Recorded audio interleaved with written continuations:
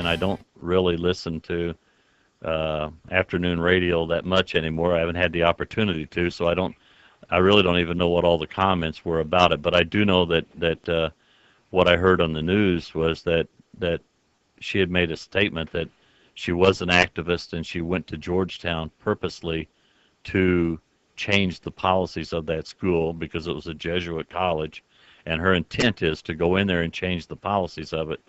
And I also know that someone said that in her speech she made a comment that going back to college, she does not have the money to pay for her own birth control, and her sex life is active, and she needs some type of birth control. And he called her a slut. So and a seventh advertiser has now left Rush Limbaugh. And if you guys don't listen to him, I listen to him, well, not every day, but most days. Well, if I'm in the car, I will, but Carbonite left him. Yeah. Doesn't it seem like Carbonite was every 20 minutes there easily? And LegalZoom left him. Those are big. They had to be spending hundreds of thousands of dollars with him. Well, the thing about it is you've got these companies, and they're not into this. They're into selling their products and services. They're not into being political. So they stand just. And I think that our country is basically split on issues. So they've got to look at it from an economical standpoint, that they don't need the bad publicity either. So let's go to Dave on line. Hold on, I gotta get out of my chair here. Let's go to Dave on line 3. Hey, Dave. Hey, guys. Well, you've covered a lot, but I probably wouldn't. When you say that he's truly not genuine about Warren Buffett, you have no idea what he's thinking. So till you could get him across the desk from you and ask him those questions, I probably wouldn't put words in his mouth. All right, that's one. I don't usually talk about people that can't defend themselves.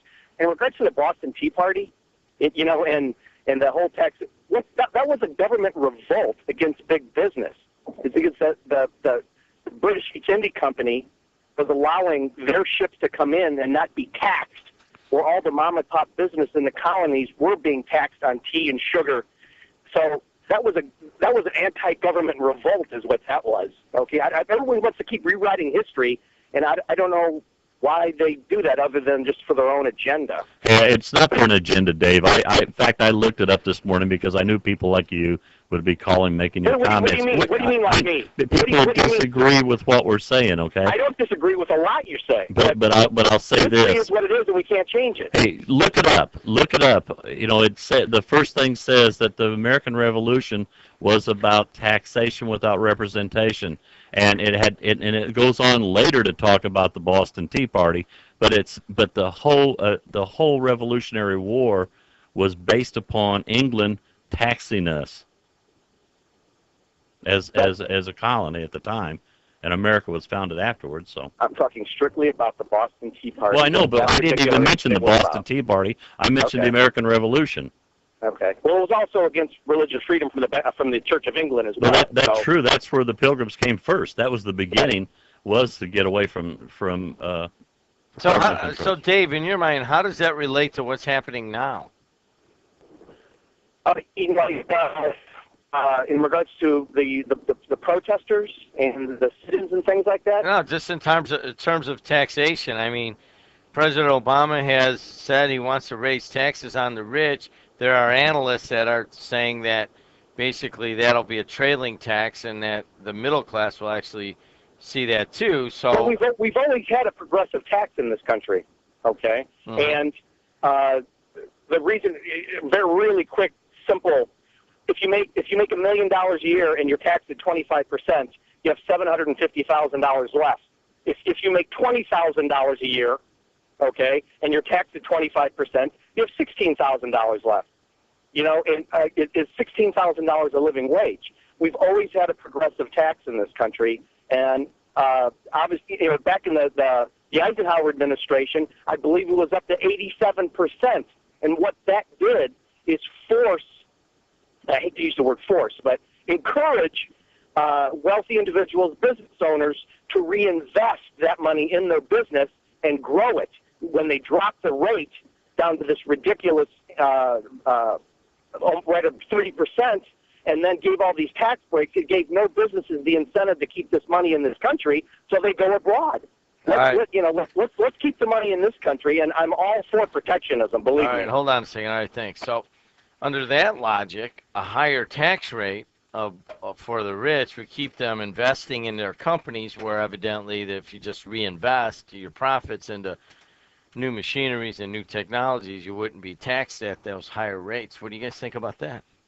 I still believe that there should be a flat sales tax, personally.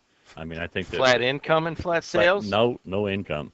No Sales. income tax. Because I think that if you taxed everything when it was purchased, regardless of A what it was. consumption tax? Consumption I tax. mean a transaction tax, Yes, basically? yes. Whatever you want to call it, but yeah. But do away with the income tax completely. So if you Why should you be penalized on what you earn, but if you want to tax on what you spend, and then you are going to catch everybody, whether it be a business owner or whether it be an individual at the grocery store. Well, let's look at this business here. If we were to have no income tax, but we were to have a sales tax, and I made 300,000, let's just throw out a number, I made $100,000 in profit, and I said, all right, well, I could either take that money to myself and go spend it at 0%. No, I mean, we made 100, I get to take 100 home, and then, or I could reinvest it into some machinery or something, but I had to pay a 12 or 15% tax on that transaction. Say I was going to buy a $100,000 machine.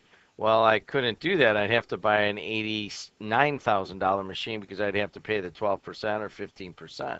So in other words, in theory, I've heard that before, but I always think that it somewhat hinders investment because you're taxing them actually going out and spending their money rather than taking it home. You know what I'm saying? Well, you're going to, even in this business, there has to be a point where you upgrade your systems and your machinery. Which we've done, and, right. and which has been a very nice tax. I mean, we just reinvest, so we don't pay any tax on any of that money. As you see the tower, you see all Right. of the new equipment and so forth. And there is, I believe, somewhat of a tax system that's set up to encourage that reinvestment. If you go to a sales tax only, and there are folks that push that, it does not encourage the reinvestment as much, especially if I got to pay tax on this new wallboard, all these wads, all the labor, all of the paint and everything. That kind of is a disincentive.